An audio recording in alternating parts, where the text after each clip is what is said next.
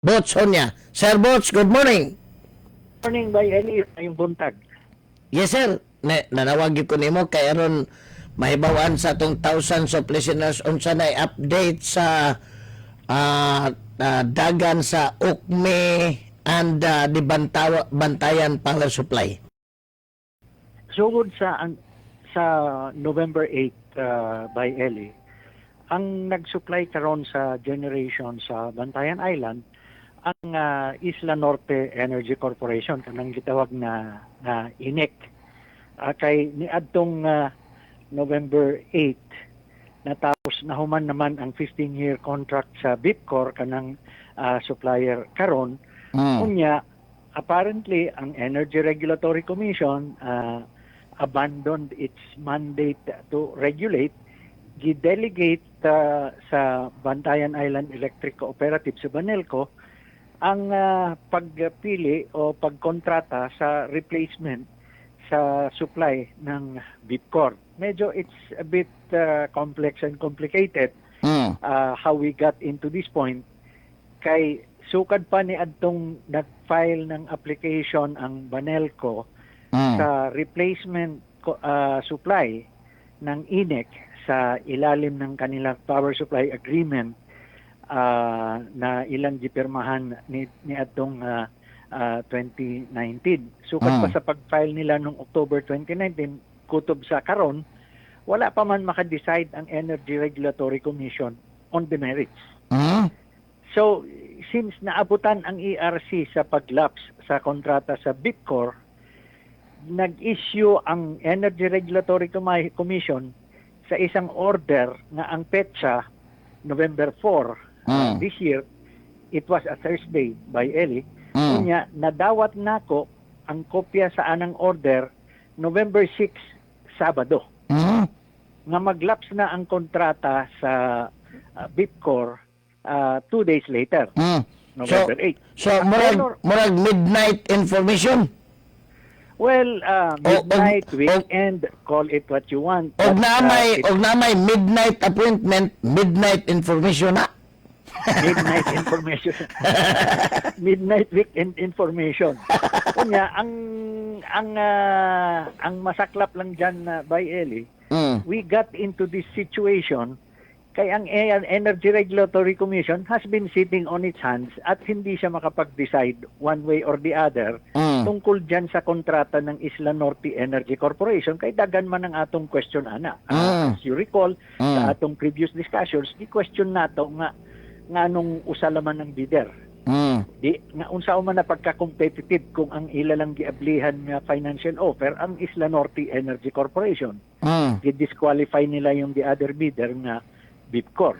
Unya, on the basis of just one bid, gusto nila i-award. So, mura nakatali yung kamay ng Energy Regulatory Commission. Pero ang masaklap dyan, having painted itself into this corner, ang ginawa ng ERC, nag-issue ng November 4 order at sinabi sa Banelco, Banelco, bahala ka na mangontrata dyan. Basta yung presyo based on the last approved order ng ERC at saka 90 days lang sa Tansanako, kutob sa, I think, March or February. 90 days from November. February. Kutob lang sa February. I see. So, sa ito pa, mura gilamo-lamo kining pagkapapha sa Bipcor o pagka-intra sa INEC. Maulagi na ang tawag na ako na by backdoor entry. Kay abi nimo sa una pa ni adtong August I think of 2019 nisulod na ang Banelco sa isang gitawag nilang Interim Power Supply Agreement to IPSA kung saan ang presyo ng INEC was 27 pesos and 10 centavos per kilowatt hour.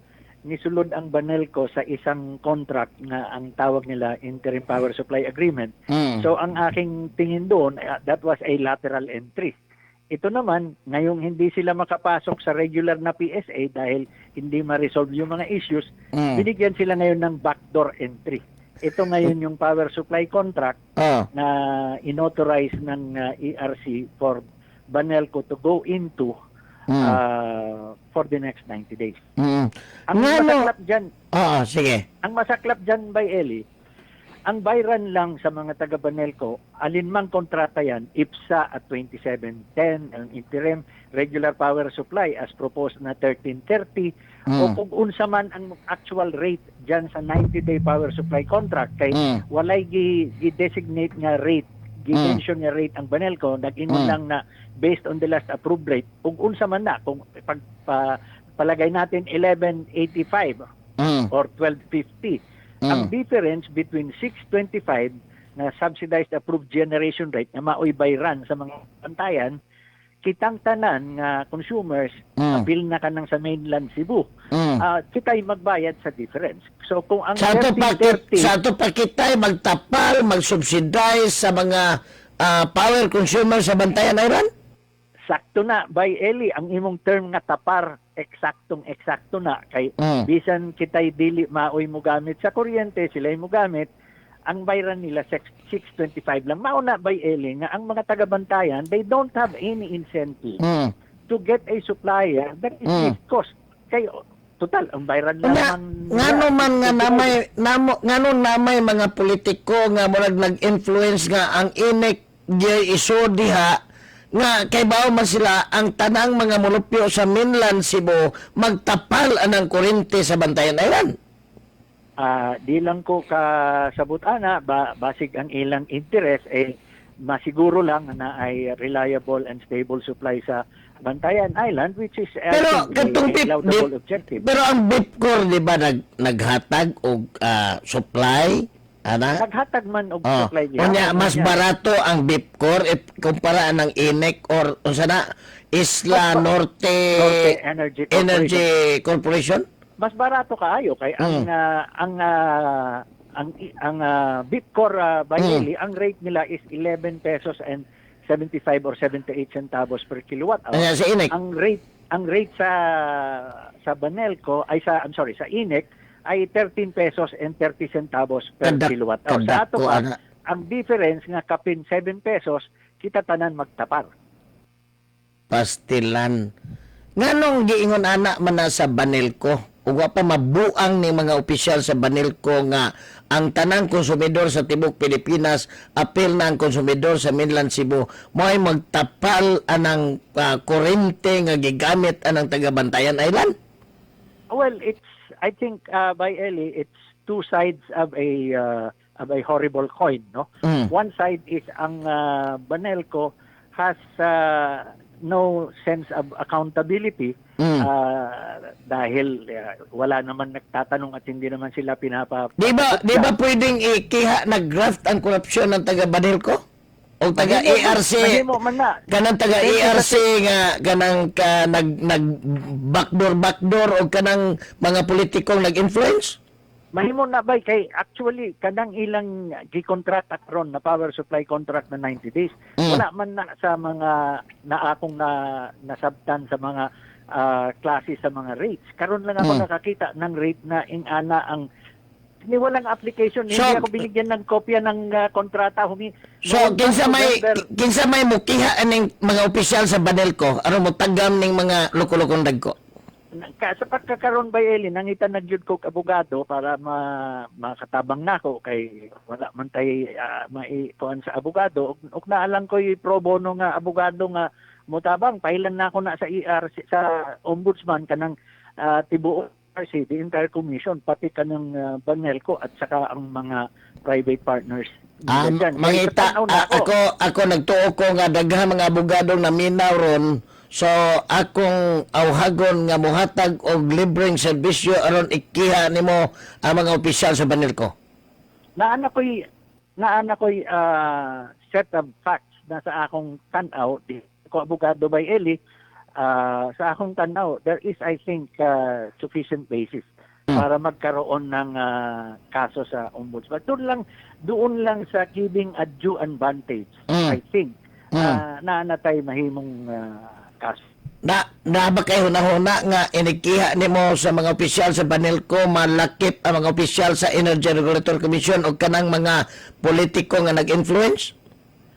Kanang mga miyembro sa Energy Regulatory Commission, sila sila ang primary parties dili kay sila man ang nag-attack sa order, and secondarily kanang Banelco kay sila man ang nag-implement sa order. Sa to pa og ikiha. But ang ano ko lang, Bayeli, I'm not a lawyer and I don't think you're a lawyer either, so baka tayo a case of the one-eyed leading the blind.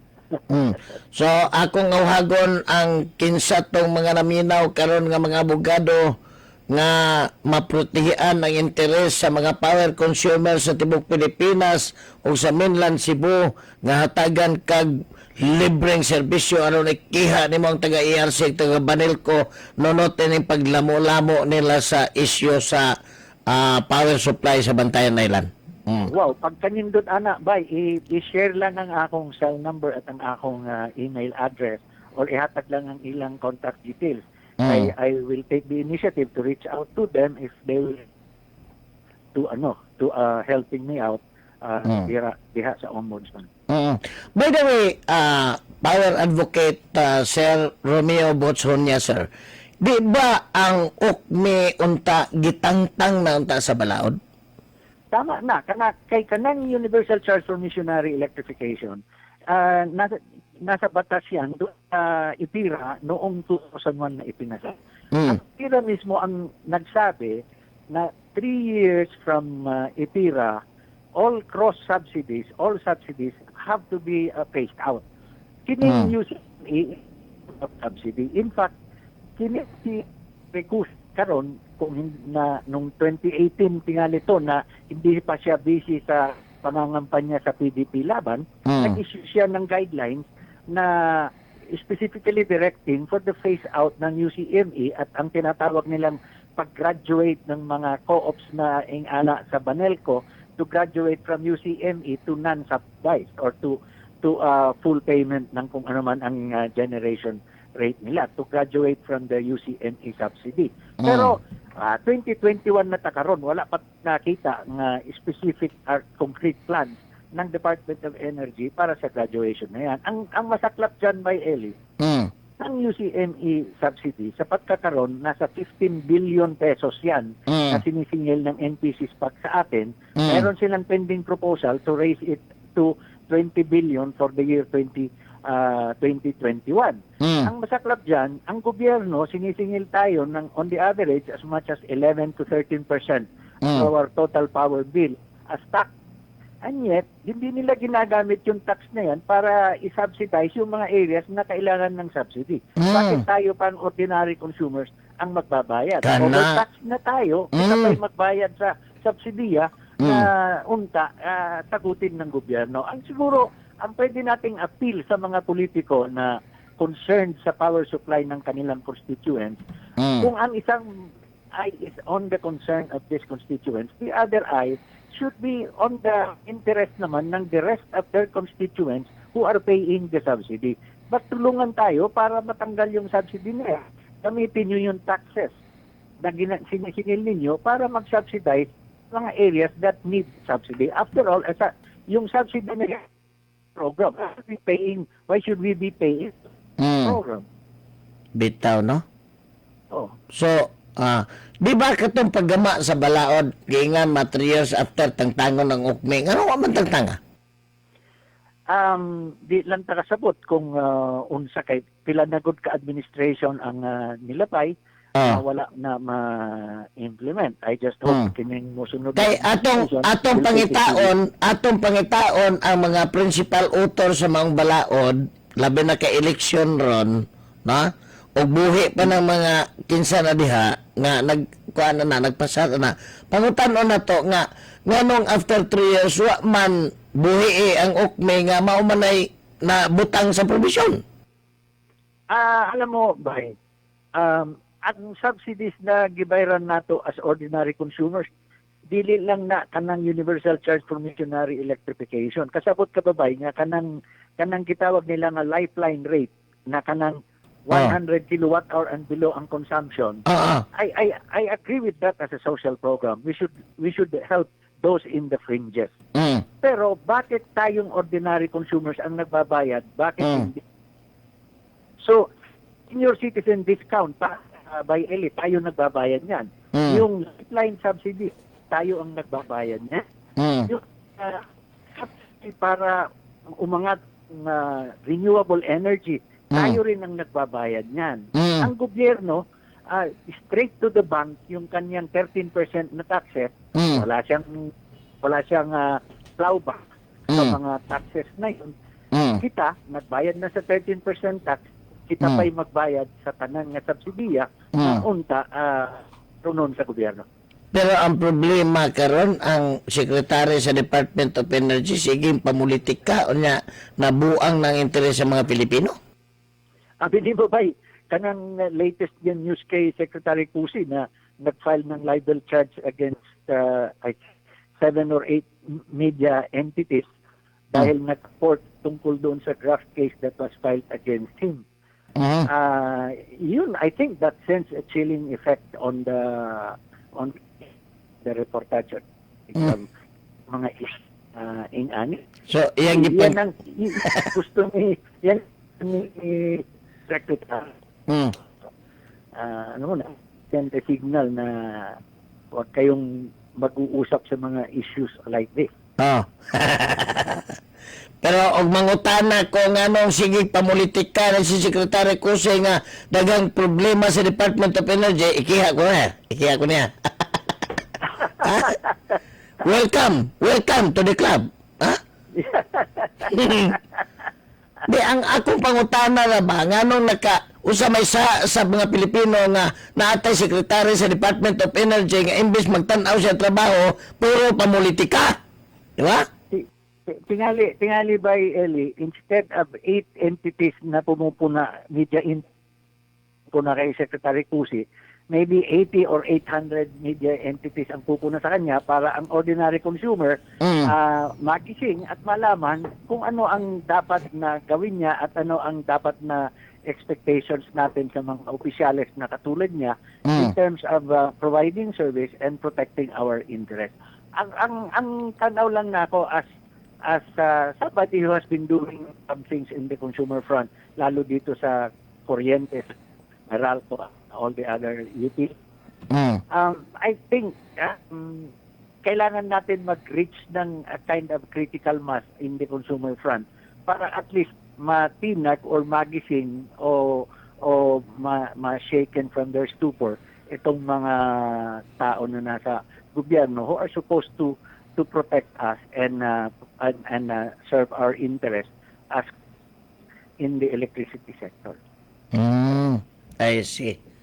So, kinahanglan nato si Eli ang daghang programa na inani nimo nga hindi natatakot to go into issues that are sensitive. Kung interes sa katawan na isgutan ko mahadlok na bisan kinsa bisan si President Duterte pag ano mahadlok man ko tinuod nga akong gipanulti.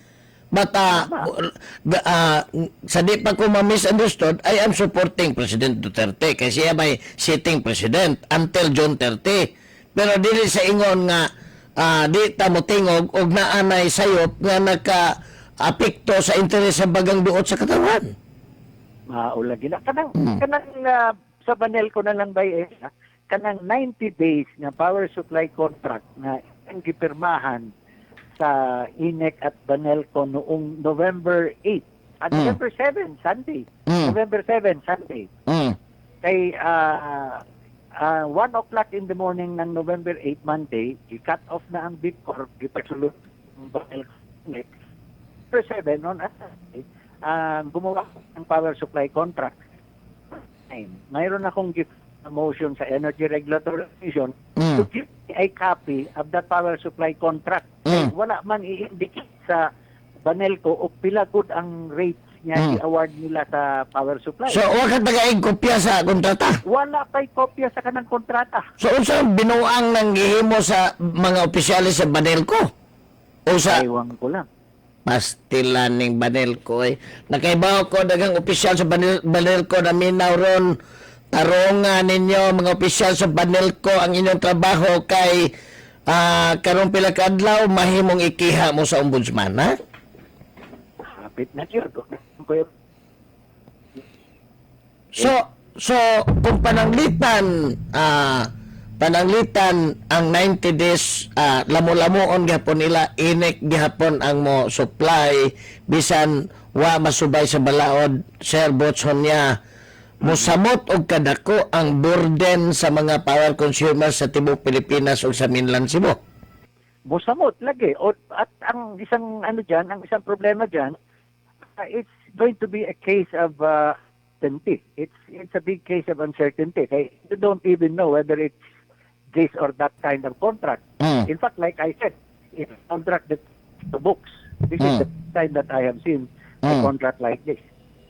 So, kung ang mga kongresista nga nagpa-re-elect karon mao'y ning butar nga mapasar ng UCME or Universal Charge for Missionary Electricity.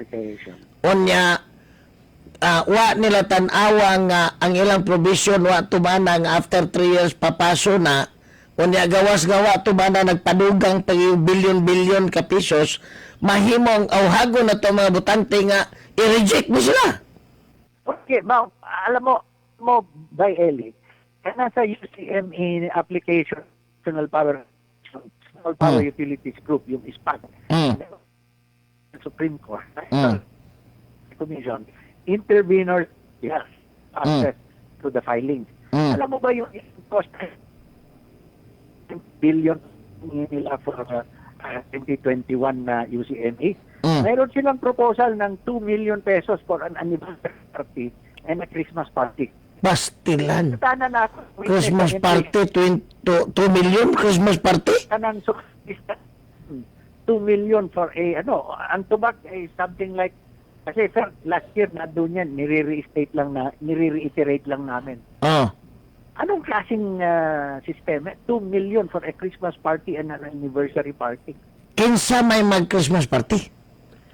NPC spot. NPC spot? O, kanang nag-administer sa UCME, ang ilang budget for the Christmas party for 2021 is 2 million pesos, Christmas party and anniversary party. Oh my. Maulagin na nagutan ako. Sila may empleyado sa NPC spot. Oh. How can you Pastila, spend no? 2 million Sa for a Christmas tupagi, wari-wari lang sa kining National Power Corporation o ubang ahensya kining kwarta sa mga konsumidor, di laban ni buhis kundi direktang kwarta gikan silang bulsa? Lagi. Actually, ang mga yan, hindi naman sila concerned dahil alam naman nila ang tao, pag hindi nagbayad, i-disconnect. Ang kita naman, bayad na lang tayo para magkaroon ng kuryente.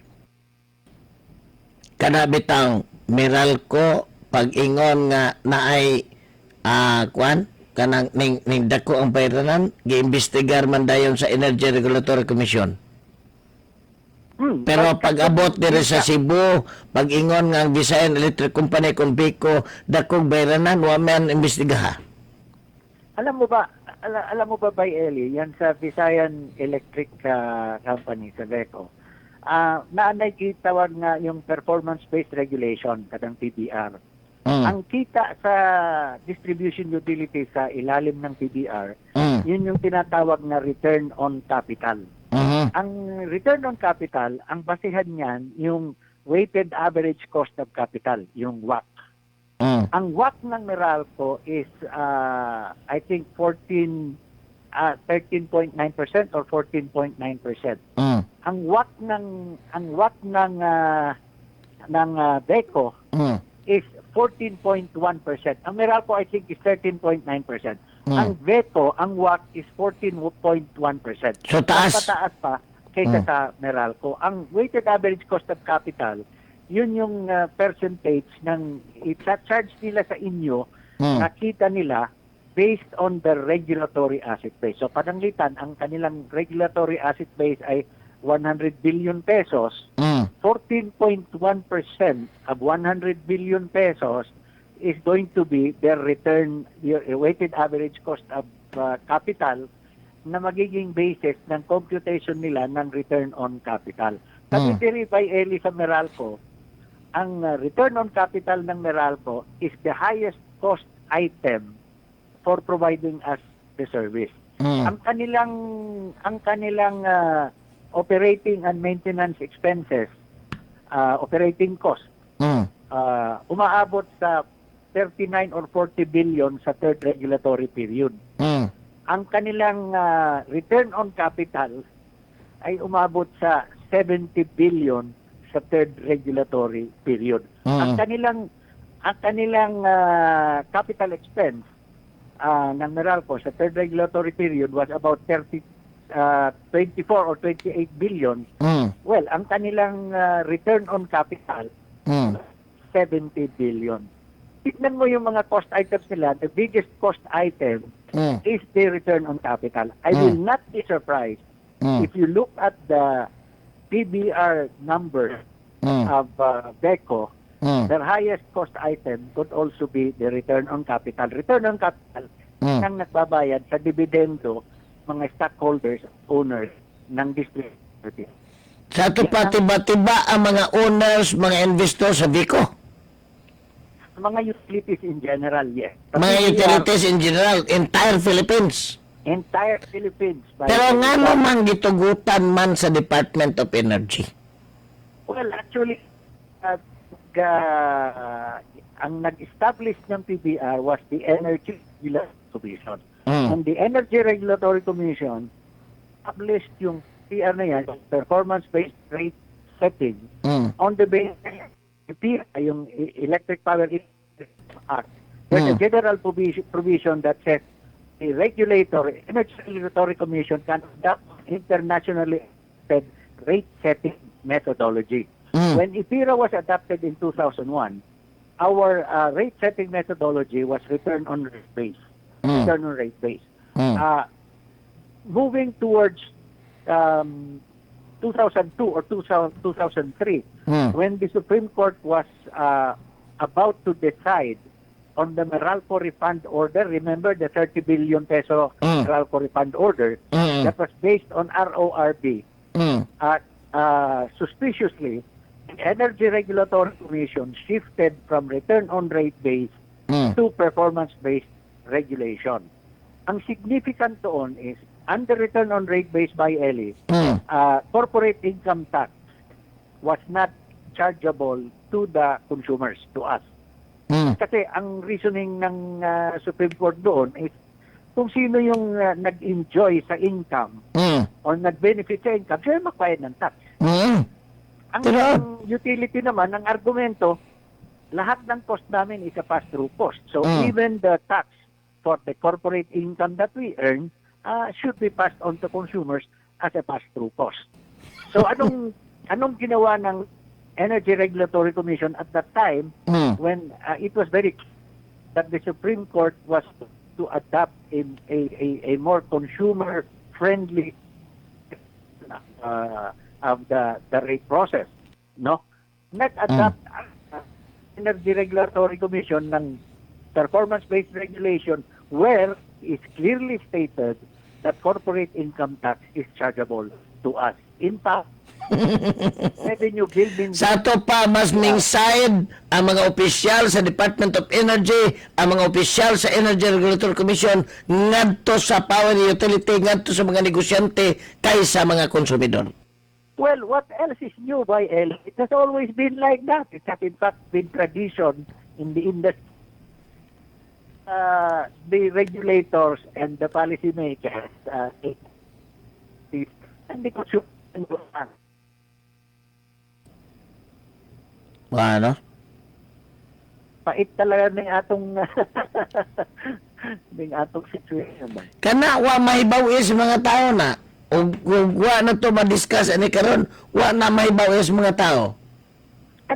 Muduko ang mga tao, mga konsumidor, bahalag mahal ang kuryente, muduko na nagmagpa-out. Kanang PBR by isang action lang sa Regulatory Commission to change that and go back to a system that is fairer to the consumers, ang laki na ng ibababa ng kuryente. In fact, ang Energy Regulatory Commission, including the present Energy Regulatory Commission, has not implemented Supreme Court so, 2 years ago that practically turned yung PBR na yan on its head, saying that the asset valuation should be based on the 2001 or 2003 asset valuation rather than the so-called optimized depreciated replacement RC, which is being implemented now. And if that Supreme Court decision is implemented, base di mo, baka ka na mga utilities mabankrupt sa refund sa ato. Sir Botsonia, sir, napupos na nga tong time slot. Mahintag makatawag ko rin mo sa sunod ng mga higayon, no? O tagaan ka na kog higayon sa imong Bulawanong Parting Words to thousands of listeners sa Yagyagan sa DWRC. Daghang salamat by for sharing megaphone mga issues sa pinagdaan. Magkaayos sa imong I hope somebody will take up the night. Thank you kayo, Sir Bots. Salamat. Salamat. Mayingod to. Mao to si Power Advocate Romeo Bots Honya. Parte taga ng naibawaan, no? Nga kana ding mga bayronon unta sa power utilities, DUS distribution utilities, sama ng Vico, Meralco, Banilco, mga Civico, kita'y nagbayad sa ilang buhis, kita'y nagbayad sa ilang alkansi, nga kita konsumidor sila nagpaganansya, no? Nga naman, kakonsabo kuno ang mga opisyal sa Energy Regulatory Commission, ERC, Department of Energy, DOE. Mahintag DOA kaysa DOE. Mga kaisunan, ay lisuan dahil sino mga radyo kay karotatod, mubalik ang tulumanong yagyagan naman sa commercial, alas 11:36. This time check is brought to you by ACS Manufacturing Corporation, ISO certified, world-class quality. Ang balitang ito ay hatid sa inyo ng ACS Manufacturing Corporation, ISO certified, world-class quality.